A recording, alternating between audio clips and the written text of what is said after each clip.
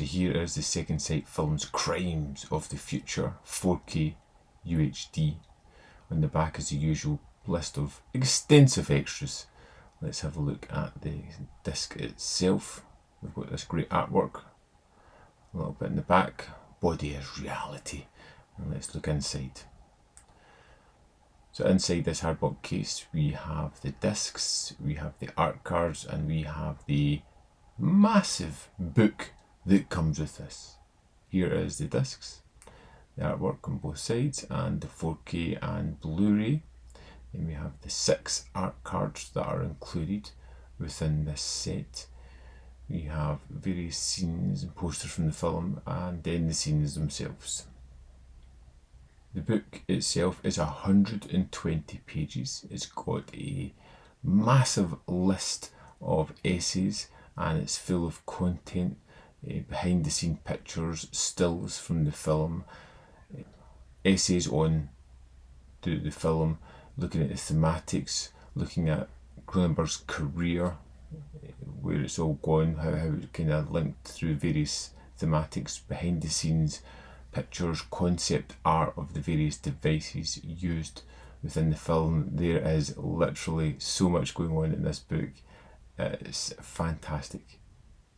New from Second Sight Films is Crimes of the Future. You've just seen me go through the contents of this. Let's dive into the film itself. David Cronenberg's 2022 return to body horror, I say, fits into the world of existence. It has that kind of feeling of biomechanics, connecting with the human body, but it has quite a good story and a lot of thematics that I feel are going to be more rewarding on repeat watches. But on a first watch, I really enjoyed this one quite a lot. We're thrown into a world where pain, disease has been almost eradicated.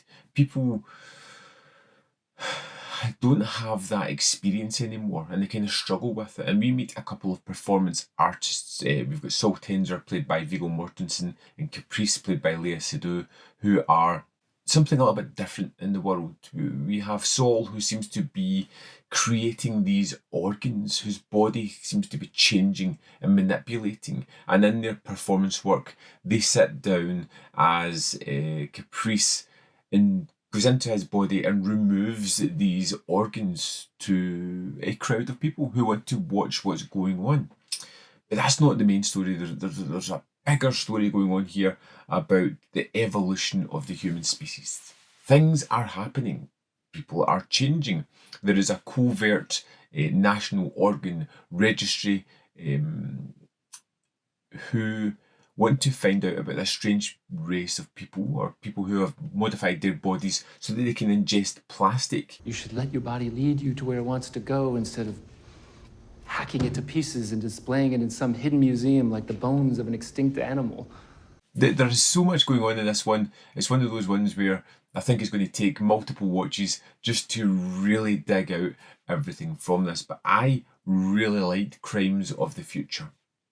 I felt it had this real kind of large world feeling to it, even though it only kind of showed us a few characters. It's a condensed cast. It's condensed to only a few locations, but it feels much grander than it actually is. The idea and the thematics of human evolution and how we have to evolve within the world and the confines that we've created for ourselves is an interesting idea. I seem to be a contestant in the inner beauty pageant. It's very hush-hush. Might not be quite legal. The idea of creating differences within our body because pain, it doesn't matter anymore. It's not a thing.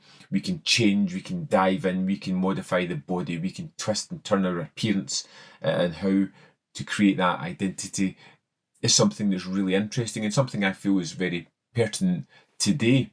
The look and the style of the film as it delves into these sequences are really kind of odd and very interesting to watch. You have these strange devices that people will sit in to help attune their body to their environment, to their food, to what they need to really develop best. We have these strange machines that you always see Saul lying in, that's just judging him because he seems to be the only character in this world that has an idea of pain.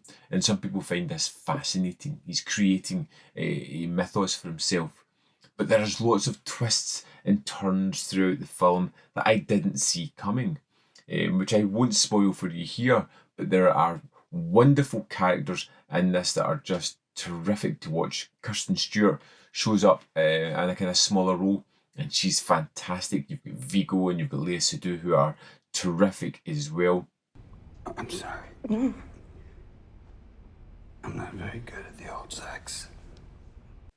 We've got a couple of almost hit women that show up in certain sequences.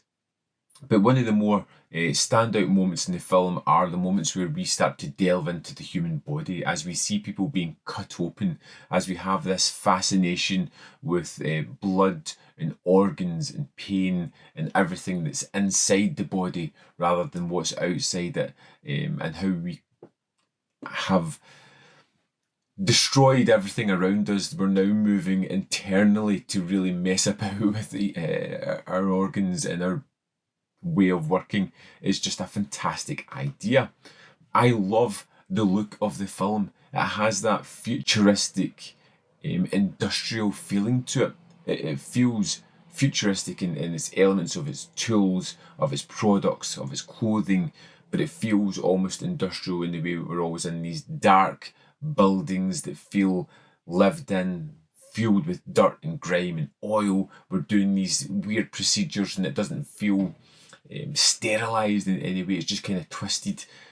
It's a film that needs more rewatches to really delve into. I honestly feel that. But I first watch, really enjoyed Crimes of the Future.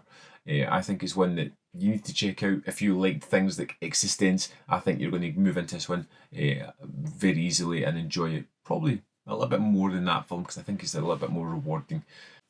But let's dive into the disc and have a look at the extras that are on it. We are in the disc for Crimes of the Future. Let's go to the extras. We have an audio commentary by Callum Vansdal.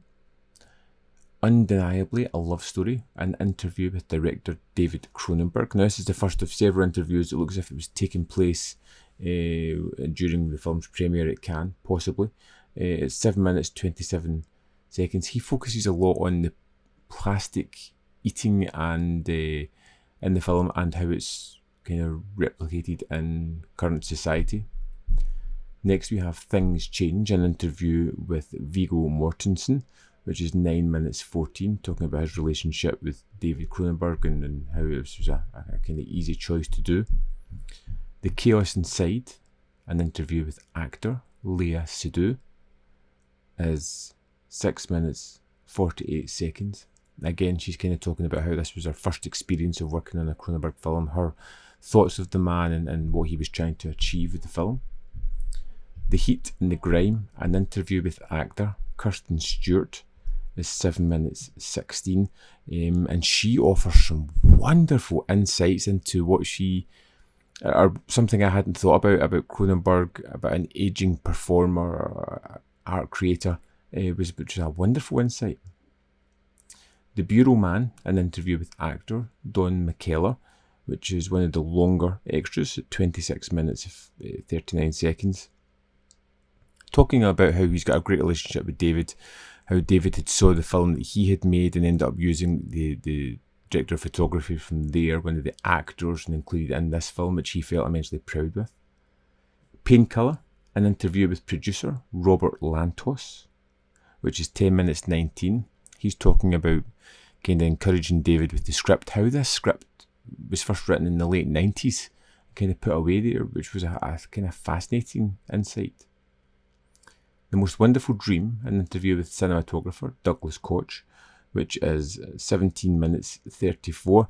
He talks about how he first started with Cronenberg and his career working with him and the various films he worked on, as well as his favourite Cronenberg films.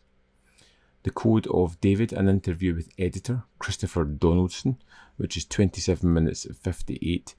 And again, he's talking about his fandom with Cronenberg, how he got to work with him, his impact on Canadian cinema, and kind of getting started on Existence.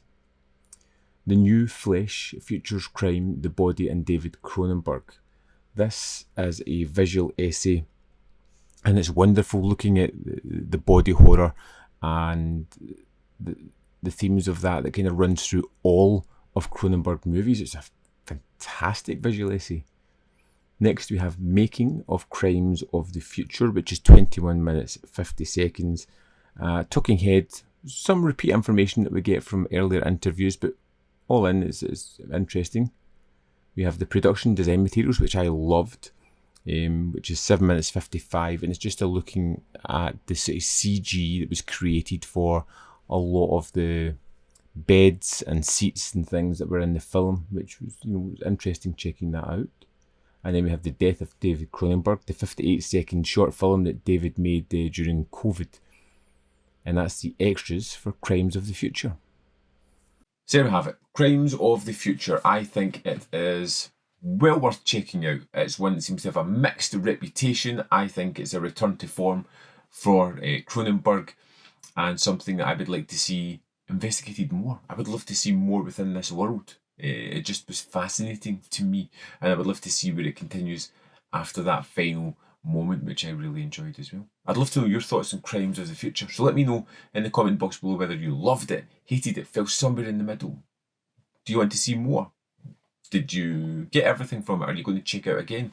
I would love to know, so let me know in the comment box below. As always, there's more content up here. You can see more of my stuff. In the description box below are links to the Patreon, membership program, and manvfilm.com. Always in which you can support me. Thanks for watching, and I'll see you next time.